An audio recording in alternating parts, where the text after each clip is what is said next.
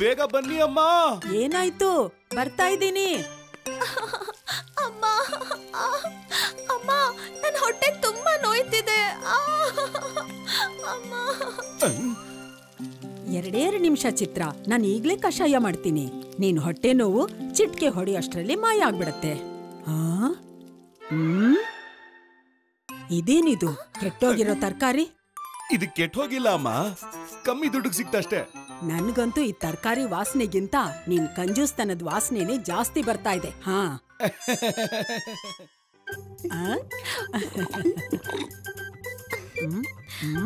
ಕಂಜೂಸ್ತನದ ವಿಷಯದಲ್ಲಿ ನೀನು ಉಡಂಗ ಹಾಗೇನೆ ಯೋಚಿಸ್ತಾ ಇದೀಯ ನೋಡು. ಅವನ್ಗೇನ್ ಸ್ಥಿತಿ ಆಯ್ತೋ ಅದೇ ಸ್ಥಿತಿ ನಿನ್ಗೂ ಬರುತ್ತೇನೋ ಅಂತ ಭಯ ಆಗ್ತಿದೆ. ಯಾರು ಉಡಂಕ? ಆಮೇಲೆ ಎಂಥ ಸ್ಥಿತಿ? ಹೌದಾ? ಇದು ಅಮ್ಮನ ಕಷಾಯದ ಪ್ರಭಾವನೋ ಅಥವಾ ನನಗ್ ಬೈದಿದ್ದನ್ ಕೇಳಿಸ್ಕೊಂಡು ನೀನ್ ಅಷ್ಟು ಬೇಗ ಹುಷಾರಾಗೋದ್ಯಾ? ಸುಧಾ ಅಮ್ಮನ್ ಕಷಾಯದ ಪ್ರಭಾವ ಸ್ವಲ್ಪ ಹೊತ್ತಿ.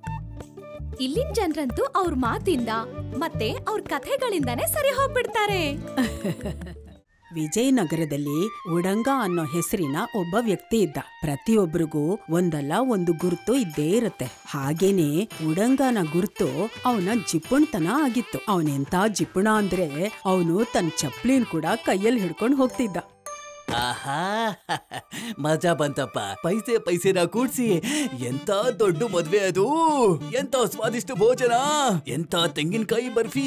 ಓಹೋ, ನಾನು ಇಲ್ಲಿವರೆಗೂ ಅಂತ ಬರ್ಫಿನೇ ತಿಂದಿರ್ಲಿಲ್ಲ. ಪೈಸೆ ಕೂಡ್ಸಿ. ಇಂಥ ಬರ್ಫಿನ ತಿಂದಿರ್ಲಿಲ್ವಾ? ನಾನಂತೂ ನಿನ್ನಂತ ಜಿಪುಣ ಗಂಡನ್ ಮದ್ವೆ ಮಾಡ್ಕೊಂಡು ಇಲ್ಲಿವರೆಗೂ ಬರ್ಫಿನೇ ತಿಂದಿಲ್ಲ. ಅಯ್ಯೋ ಹೆಂಡತಿ, ಇನ್ನೊಂದು ಮದುವೆ ಕರೀಲಿ ತಡಿ, ನಿನಗೋಸ್ಕರನು 2 ತಂದು ಕೊಡ್ತೀನಿ. ಆದ್ರೆ ಗೊತ್ತಿಲ್ವೇ ಮತ್ತೊಂದು ಮದ್ವೆ ಊಟ ಕರೀತಾರೋ ಇಲ್ವೋ?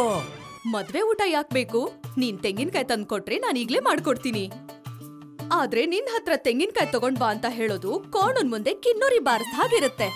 ಯಾಕಂದ್ರೆ ಪೈಸೆ ಕೂಡ್ಸೋ ಚಟದಲ್ಲಿ ನಿನ್ ಚಪ್ಲಿನ ನಿನ್ ಕೈಲೇ ಹಿಡ್ಕೊಂಡು ಓಡಾಡ್ತಿರ್ತೀಯ. ನಿನ್ ಜಿಪುಣತನದ ಚಟದಿಂದ ಅಕ್ಕಿ ಬೇಳೆನೆ ಸರಿಯಾಗಿ ತಂದ್ಕೊಡಲ್ಲ. ಇನ್ನಿವ್ನಿಗೆ ತಿನ್ನೋದಕ್ ಮಾತ್ರ ತೆಂಗಿನಕಾಯಿ ಬರ್ಫಿ ಬೇಕಂತೆ. ಅಯ್ಯೋ, ಅಕ್ಕಿ ಬೇಳೆ ವಿಷಯ ಈಗ ಯಾಕೆ ಬಿಡೆ. ನೀನು ಬರ್ಫಿ ಮಾಡ್ತೀಯ ಅಂದ್ರೆ ಹೇಳು, ನಾನು ಈಗ್ಲೇ ತೆಂಗಿನಕಾಯಿ ತಗೊಂಡು ಬರ್ತೀನಿ. ಪೈಸೆನ ಕೂಡ್ಸಿ. ಹಾ ತಗೊಂಡ್ ಬಾ. ಈಗ್ಲೇ ತಂದೆ.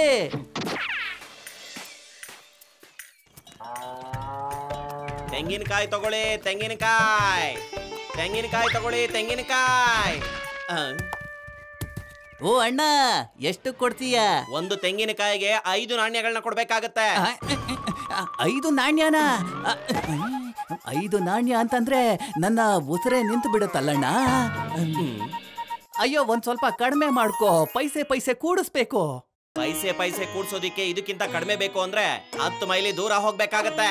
ಆಗ ಅಲ್ಲಿ ಈ ತೆಂಗಿನಕಾಯಿ ನಿಮ್ಗೆ 3 ನಾಣ್ಯಗಳಿಗೆ ಸಿಗುತ್ತೆ. ಏನೋ 5 ನಾಣ್ಯ ತೆಂಗಿನಕಾಯಿ ಕೇವಲ 3 ನಾಣ್ಯಕ್ಕ?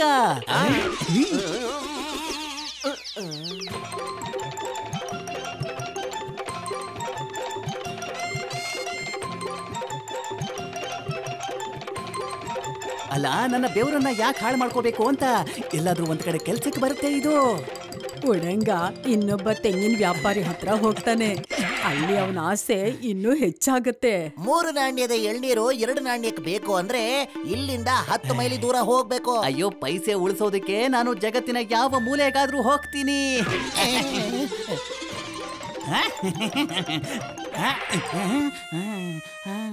ಯಾವ್ದಾದ್ರೂ ಸವಾರಿ ಸಿಕ್ಬಿಟ್ಟಿದ್ರೆ. ವಾ, ಸಿಕ್ಕೇ ಬಿಡ್ತು.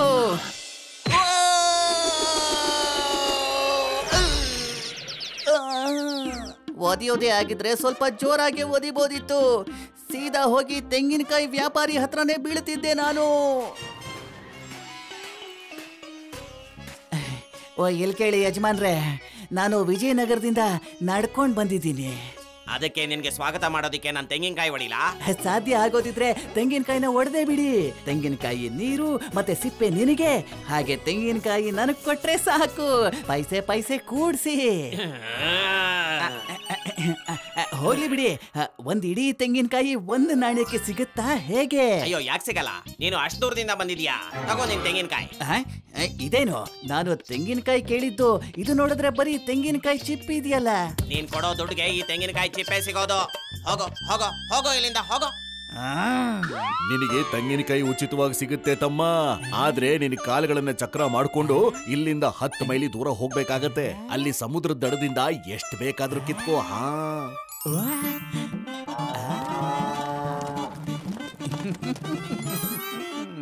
ಅರೆ ವಾ,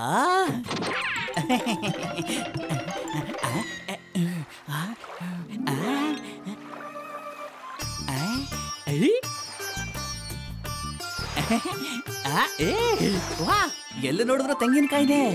ನನ್ನ ತೆಂಗಿನಕಾಯಿ.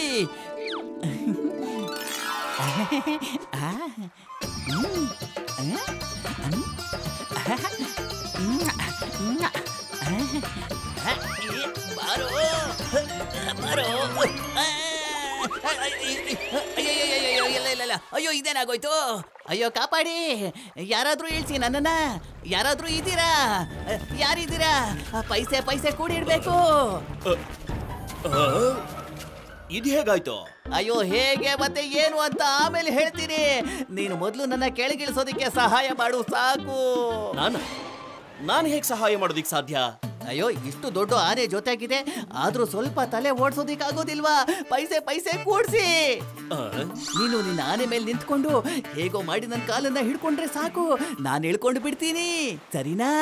ಓಹೋ, ಇದಕ್ಕಂತೂ ತುಂಬಾನೇ ಸಮಯ ಬೇಕು. ನನಗಂತೂ ತುಂಬಾ ಕೆಲ್ಸ ಇದೆ. ಆದ್ರೆ ನೀನೊಂದು ಕೆಲಸ ಮಾಡ್ಬೇಕು. ಅದೇನಪ್ಪಾ ಅಂತಂದ್ರೆ, ನೀನು ನನಗೆ 100 ನಾಣ್ಯಗಳನ್ನ ಕೊಡ್ಬೇಕು. ಆಗ ನಾನು 100 ನಾಣ್ಯನ?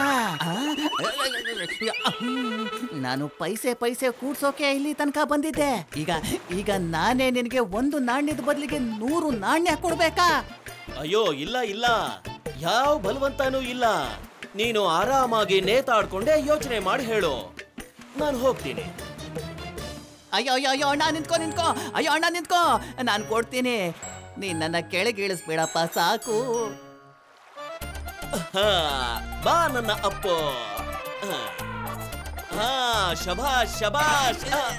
ಅಯ್ಯೋ, ಕಾಲ್ ಸ್ವಲ್ಪ ಕೆಳಗಡೆ ಬಿಡು.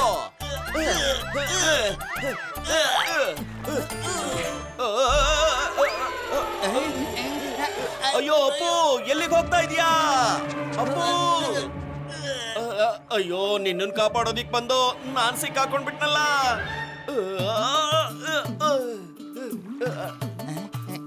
ಈಗ ಯಾರನ್ನಪ್ಪ ಕರೆಯೋದು? ಇಲ್ಲಿ ನೋಡಿದ್ರೆ ದೂರ ತನಕ ಯಾರು ಕಾಣ್ತಾನೆ ಇಲ್ವಲ್ಲ? ಕಾಣಿಸ್ಬಿಟ್ಟ. ಕಾಪಾಡಿ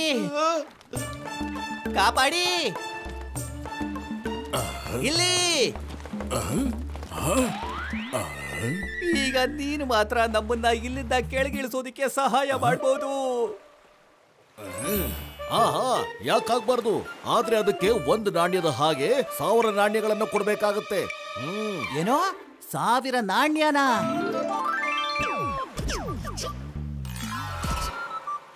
ನಿನಗೇನಾದ್ರೂ ಗೊತ್ತಿದ್ಯಾ? 1000 ನಾಣ್ಯಕ್ಕೆ ಬದಲಾಗಿ ಪೈಸೆನ ಕೂಡಿಸಿ 1,000 ತೆಂಗಿನಕಾಯಿನ ತಗೋಬಹುದು. ಹಾಗೆ ನನಗೆ ಇನ್ನೊಂದು ವಿಷಯನೂ ಗೊತ್ತು. ನೀವೇನಾದ್ರೂ 1000 ನಾಣ್ಯಗಳನ್ನು ಕೊಡ್ಲಿಲ್ಲ ಅಂದ್ರೆ ನಿಮ್ಮ ಮೈಯಲ್ಲಿರೋ ಮೂಳೆಗಳು 1000 ತುಂಡಾದ್ರೂ ಆಗಬಹುದು. ನಾನಂತೂ ಹೊರಟೆ. ಸರಿ, ನಾನು ಕೊಡ್ತೀನಿ.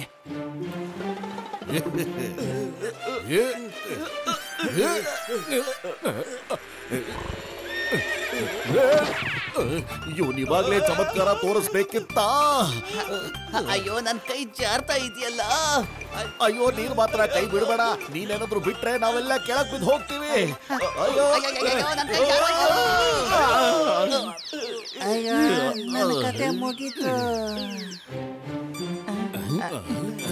ಅಯ್ಯೋ, ನನ್ನ ನಾಣ್ಯ ಏನೇ, ಎಲ್ಲಿದೆಯೇ?